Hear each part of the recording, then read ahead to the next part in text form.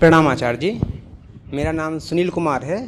मैं बेंगलोर से आया हूँ और आपको बहुत 3-4 साल से सुन रहा हूँ, लेकिन ऐसे सत्र में पहली बार आया हूँ। तो मेरा बेसिकली सवाल जो है कि जब मैं आसपास देखता हूँ समाज में, देश में, दुनिया में, तो वहाँ पे जो समस्याएं हैं उनको मैं अपनी समझ के हिसाब से एक 2 वर्गों में बांटता हूँ। एक वर्ग है जिसके अंदर आती हैं जैसे धार्मिक अंधविश्वास हो गए, रीति रिवाजों जो कुरीतियाँ हो गई, उस टाइप की समस्याएं हैं। वो ऐसी समस्याएं हैं कि कोई भी ऊपर से देख के भी कह देगा कि ठीक है, ये धर्म से रिलेटेड हैं, धर्म से संबंधित हैं। फिर एक दूसरा वर्ग आता है जिसमें आती हैं समस्याएं, उसमें बेसिकली वर्ग 2 में 2 उपवर्ग हैं। वर्ग 2 के उपवर्ग 1 में आती हैं ऐसी समस्याएं जैसे कि सामाजिक अपराध, मानसिक बीमारियां, आत्महत्याओं की समस्या और दैट। वो ऐसी हैं कि ठीक है, उनको कोई ऊपर से नहीं कहेगा कि धर्म से रिलेटेड हैं, अध्यात्म से रिलेटेड हैं, लेकिन अगर थोड़ा अंदर जाएगा तो लगेगा कि चलो ये ह्यूमन के माइंड से रिलेटेड हैं, मन से रिलेटेड हैं, तो चलो कुछ तो संबंध है अध्यात्म से। अब वर्ग 2 का उपवर्ग 2 जो है उसमें आती हैं तथाकथित निरपेक्ष समस्याएं जैसे कि अशिक्षा, गरीबी, स्वास्थ्य संबंधी समस्याएं, यातायात की समस्याएं, इंफ्रास्ट्रक्चर की समस्याएं, उस टाइप। इनका धर्म से क्या लेना देना, ठीक है। तो ये पूरा ढांचा है सवाल का। लेकिन मेरा सवाल ये है कि आप अगर उस चीज़ को थोड़ा इनसे कनेक्ट करके कि एग्जाम्पल के लिए गरीबी दूर करने के लिए अध्यात्म किस तरह से हेल्पफुल है, अशिक्षा दूर करने के लिए किस तरह से, तो जो निरपेक्ष हैं उन समस्याओं के समाधान में अध्यात्म किस तरह से सहायता करेगा। यद्यपि जानता मैं भी हूँ, बट अगर आप उनको एग्जाम्पल के थ्रू समझा पाएँ तो वो ज़्यादा। दुनिया का कोई प्रपंच नहीं है जिसका समाधान अध्यात्म नहीं है। दुनिया की हर समस्या तुम किसी वर्ग उपवर्ग में रखो, अध्यात्म के ह्रास की वजह से ही होती है। कोई भी समस्या हो, तुम बोल दो कि सामाजिक समस्या है, तुमने कहा सेकुलर समस्या है, सब समस्याएं सिर्फ इसलिए होती हैं क्योंकि वास्तविक धर्म अनुपस्थित होता है।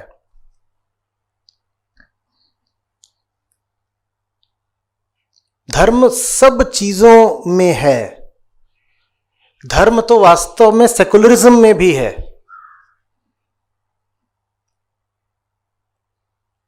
अगर सेकुलरिज्म का अर्थ है पंथ निरपेक्षता, तो वो कहता है कि सत्य आवश्यक है, उस तक पहुंचना है चाहे जो रास्ता मिले। मैं किसी एक रास्ते के प्रति विशेष पूर्वाग्रह नहीं रखूंगा। तो अगर वास्तव में समझा जाए तो विशुद्ध सेकुलरिज्म का भी असली अर्थ धार्मिकता ही है।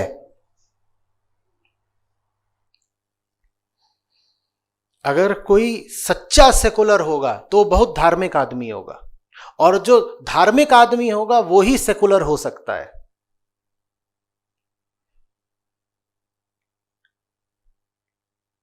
सारी समस्याएं हमारे ही लिए तो है ना, और सारे ही समस्याएं हमारे ही द्वारा निर्मित है। कोई भी व्यक्ति समस्या कब निर्मित करता है? जब बेहोश होता है। अध्यात्म बेहोशी से होश में आने का विज्ञान है। कैसे कह रहे हो तुम कि सड़क पर जो ट्रैफिक होता है उसका धर्म से कोई लेना देना नहीं? कैसे नहीं भाई?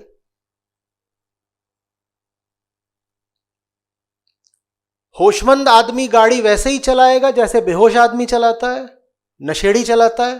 जल्दी बोलो। तो फिर धार्मिक आदमी का ट्रैफिक से अलग संबंध होगा ना, बेहोश आदमी की अपेक्षा। सड़क कहां बनानी है, कितनी चौड़ी रखनी है, इसका निर्धारण कोई अधिकारी करता है, कोई अथॉरिटी? वो बेहोश है तो एक निर्णय लेगा, वो होश में है तो दूसरा निर्णय लेगा। ये जो तुम्हें तमाम इंफ्रास्ट्रक्चरल बॉटलनेक्स दिखते हैं कि जहां पे 6 लेन होना चाहिए वहां 2 लेन है, जहां सड़क होनी ही नहीं चाहिए वहां सड़क बना दी। ये सब सड़कें आसमान से तो नहीं गिरी, किसी का निर्णय था कि ये सब करो। जिसका निर्णय था, अगर वो वास्तव में आध्यात्मिक आदमी होता तो क्या इतने निम्न कोटि के निर्णय लेता? बोलो, क्या आपकी कोई भी ऐसी समस्या है जो आपकी भागीदारी के बिना बढ़ आई? हमारी समस्याओं में हमारा पूरा योगदान रहता है ना, अधिकांश तो हमारा निर्माण ही होती हैं। हम समस्याएं क्यों निर्मित करते हैं? क्योंकि हम अधार्मिक हैं, क्योंकि हमारी चेतना सोई हुई है। इसीलिए अध्यात्म कोई क्षेत्र नहीं है। आपने कहा कि अध्यात्म का क्षेत्र क्या समस्याओं को सुलझाने में सहायक हो सकता है? अध्यात्म सब क्षेत्रों का आधार है। आप किसी भी क्षेत्र में हो, आपको आध्यात्मिक होना पड़ेगा, नहीं तो आप जिस भी क्षेत्र में हैं आप वहीं पर मुंह की खाएंगे। आप अच्छे फुटबॉलर हो सकते हैं क्या ध्यान के बिना? आप अच्छे सलामी बल्लेबाज हो सकते हैं धैर्य के बिना? आप ओपनिंग बैट्समैन हो सकते हैं साउथ अफ्रीका में, अगर आपके पास धैर्य की कमी है? बोलिए। धैर्य आपको विज्ञान सिखाएगा क्या? जितने भी लोगों ने विज्ञान पढ़ा हो वो बताएं, उसमें पेशेंस नाम का कोई चैप्टर था? यह आपको कौन बताएगा कि अहंकार अधीरा होता है, अहंकार में धीरज की कमी होती है और इसलिए कमी होती है, और धैर्य के ये घातक परिणाम होते हैं, तो इसीलिए धीरज धरो? ये बात न विज्ञान बताएगा, न संविधान बताएगा, न कोई प्रयोगशाला बताएगी। आपके अंतर जगत के बारे में तो आपको अध्यात्म ही बताएगा ना, और अंतर जगत का नहीं पता तो आप न वैज्ञानिक बन सकते हो न क्रिकेटर। एक वैज्ञानिक को जो कि प्योर साइंटिफिक रिसर्च में है, दूसरे वैज्ञानिक से ईर्ष्या हो गई। दोनों एक ही प्रयोगशाला में काम करते थे। वैज्ञानिकों को भी आपस में घोर ईर्ष्या होती है। अब ईर्ष्या नहीं करनी चाहिए, यह बात उन्हें अपने रिसर्च से पता चलेगी। ये किसी साइंटिफिक जर्नल में छपेगी क्या बात? Don't be jealous. वो कैसे अपनी ईर्ष्या पे काबू करेगा? है तो वैज्ञानिक, हो सकता है नासा का वैज्ञानिक हो, पर ईर्ष्या उठ रही है उसमें, वो भी अपने साथी वैज्ञानिक के प्रति। ये उसे कौन बताएगा कि ईर्ष्या क्या चीज है? अध्यात्म ही तो बताएगा ना। अध्यात्म हर क्षेत्र का आधार है। अध्यात्म ही बताएगा कि किस क्षेत्र में किस तरह का शोध होना चाहिए। नहीं तो शोध तो आप वैसा भी कर सकते हो जिससे कोविड-19 पैदा हो गया। हमारे ही द्वारा की गई रिसर्च का परिणाम है कोविड-19। आध्यात्मिक नहीं हो आप तो इसी तरह की रिसर्च करोगे।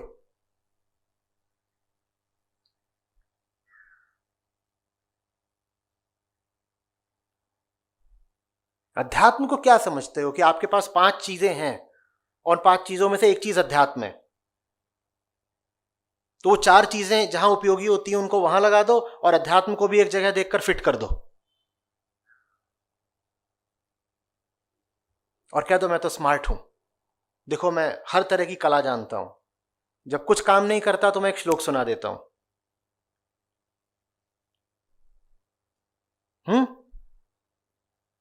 तुम्हारी सांस सांस का आधार है अध्यात्म।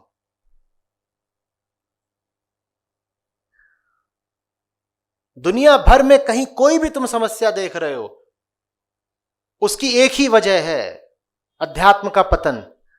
चाहे वो क्लाइमेट चेंज हो, चाइल्ड ट्रैफिकिंग हो, biodiversity loss, extinction of species, तुम समस्याओं का नाम बताओ ना। आतंकवाद, बिगट्री, मानसिक समस्याएं, आर्थिक विषमताएं, आणविक खतरे,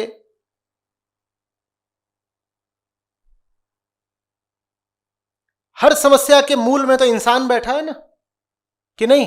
ये हमारी सबसे बड़ी समस्या ये है कि कहीं कोई एस्टेरॉइड आके पृथ्वी को तबाह ना कर दे। ये हमारी सबसे बड़ी समस्या है क्या? आपकी जो बड़ी बड़ी समस्याएं हैं सब आपने बनाई हैं, और आपने बनाई है क्योंकि आप बेहोश हो। आप बेहोश हो क्योंकि अध्यात्म नहीं है आपके पास। जिसको आप दुनिया का सबसे विकसित मुल्क कहते हो, उसी के पास दुनिया की सबसे बड़ी न्यूक्लियर स्टॉक पाइल है।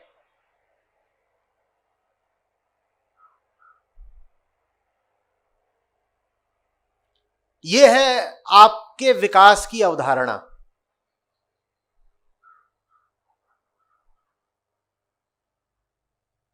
बेहोश आदमी को अगर विज्ञान भी मिलेगा तो वो उस विज्ञान से विध्वंस की ही सामग्री बनाएगा।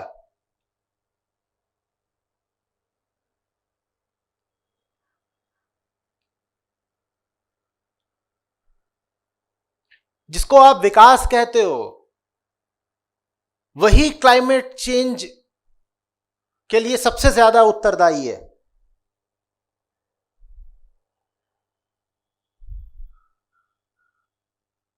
और आप पगलाए रहते हो, विकास चाहिए विकास चाहिए, और साथ ही ये भी कहते हो नहीं देखो पृथ्वी तबाह हो रही है, बचाना है, बहुत जल्दी खत्म हो जाएगी, 10 ही 20 साल बचे हैं। और साथ ही ये भी कहते हो नहीं नहीं नहीं, हमें भोगने के लिए और माल चाहिए ना। कैसे कर लोगे? भोगने का माल भी चाहिए, पृथ्वी का विकास भी, पृथ्वी का विनाश भी रोकना है। अध्यात्म के अलावा तुम्हें कौन बताएगा कि भोग तुम्हें वो नहीं दे सकता जो तुम चाहते हो, कि भोग भोग के आनंद और मुक्ति नहीं पाओगे। अध्यात्म के अलावा तुम्हें कौन बताएगा ये? बोलो। अध्यात्म नहीं होगा तो तुम क्लाइमेट चेंज को कैसे रोक पाओगे? तुम्हें समझ में नहीं आता कि क्योटो, रियो डी जेनेरियो से लेकर के अभी तक सारी क्लाइमेट चेंज टॉक्स विफल क्यों होती हैं? तुम क्या सोच रहे हो ये अंतरराष्ट्रीय मनमुटाव की बात है? कोई मनमुटाव नहीं है। वहां जितने नेता एकत्रित होते हैं सब में बराबर की मूक सहमति है, हमें कुछ नहीं करना। क्यों कुछ नहीं करना? क्योंकि जो नेता वहां इकट्ठा हो रहे हैं सब जनतांत्रिक विश्व से आ रहे हैं, उन्हें वही करना होगा जो उनकी जनता चाहती है। और जनता के पास अध्यात्म नहीं है तो जनता सिर्फ भोग चाहती है। जनता जब भोग चाहती है तो जनता के नेता भोग पर अंकुश कैसे लगा सकते हैं? तो वो वहां पर खाना पूर्ति के लिए इकट्ठे हो जाते हैं, कभी पेरिस में, कभी कोपेनहेगन में, और वहां जाकर के चाय वाय पी लेते हैं, फोटो खिंचा लेते हैं और कहते हैं देखो अब हमने अपने लिए नए लक्ष्य निर्धारित करें। पहले हमारा लक्ष्य था आज से 30 साल पहले कि औसत ग्लोबल टेम्परेचर, औसत वैश्विक तापमान 1 डिग्री से ज्यादा नहीं बढ़ना चाहिए। अब हम कह रहे हैं देखो 2.5 डिग्री तक भी चलेगा, बस कुछ अरब जानवर मरेंगे, क्या फर्क पड़ता है? कुछ करोड़ गरीब बेघर होंगे, क्या फर्क पड़ता है? अब 2.5 डिग्री चाय पी लेते हैं। वहां पहले ही एक मूक सहमति हो चुकी है, हमें किसी को कुछ नहीं करना। क्योंकि अगर पृथ्वी का विनाश रोकना है तो लोगों में भोगवादिता को रोकना पड़ेगा। लोगों में भोगवादिता रोकने के लिए अध्यात्म चाहिए। आध्यात्मिक लोग हैं नहीं, और आध्यात्मिक लोगों को हम बनाएंगे भी नहीं, क्योंकि अगर लोग आध्यात्मिक हो गए तो हम जैसे नेता थोड़ी चुनेंगे फिर।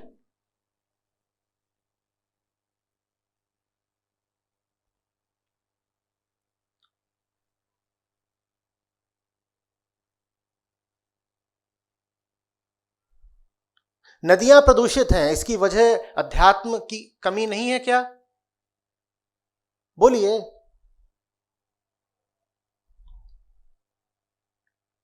भ्रूण हत्याएं होती हैं, बलात्कार होते हैं, इसकी वजह अध्यात्म की कमी नहीं है क्या?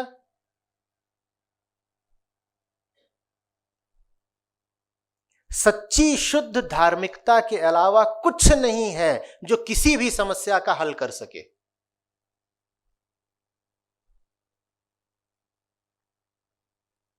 इसी को संतों ने कहा है राम नाम निज औषधि।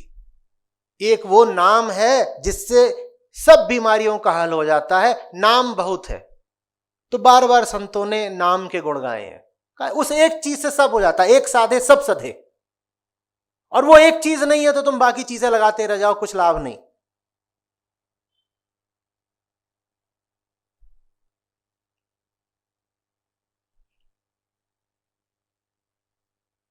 आप कर लीजिए एक के बाद एक कॉन्फ्रेंस।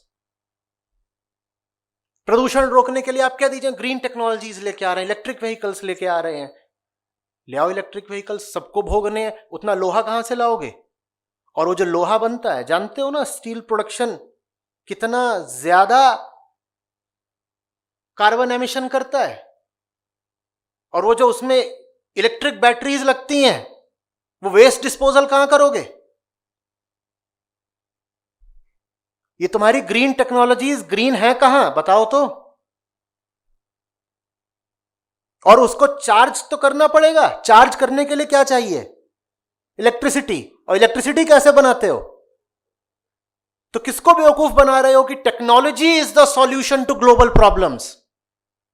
टेक्नोलॉजी से तुम्हारी कोई समस्या नहीं हल होने वाली। जो तुम कहते हो ना, अभी देखो हम मॉडर्न लोग हैं, टेक्नोलॉजिकल सॉल्यूशंस लेके आएंगे। There can only be a spiritual solution to global problems.